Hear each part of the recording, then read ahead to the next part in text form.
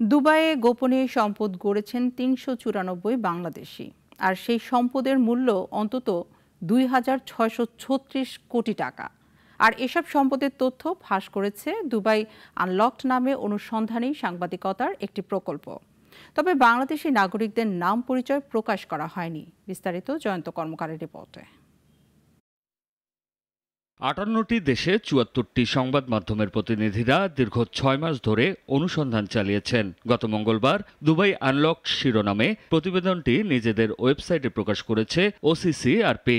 প্রতিবেদনে তুলে ধরা হয় বিশ্বের বিভিন্ন দেশের ব্যবসায়ী ও রাজনৈতিক ব্যক্তিত্ব থেকে শুরু করে বৈশ্বিক নিষেধাজ্ঞার কবলে থাকা ব্যক্তি, অর্থ পাচারকারী ও অপরাধী দুবাইয়ে যে সম্পদের পাহাড় গড়েছেন তার হিসাব। এতে দেখা গেছে দুবাইয়ে সম্পদ গড়া ব্যক্তিদের তালিকায় রয়েছেন ৩৯৪ বাংলাদেশি। প্রতিবেদনে বলা হয়, দুবাইয়ে বিদেশিদের সম্পদের মালিকানার তালিকায় শীর্ষে আছেন ভারতীয়রা।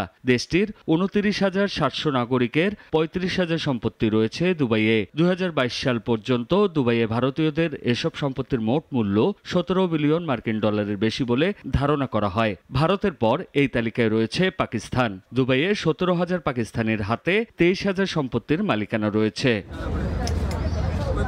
ফাঁস হওয়া তথ্যে কয়েকশো বাংলাদেশিরও পরিসংখ্যান পাওয়া গেছে।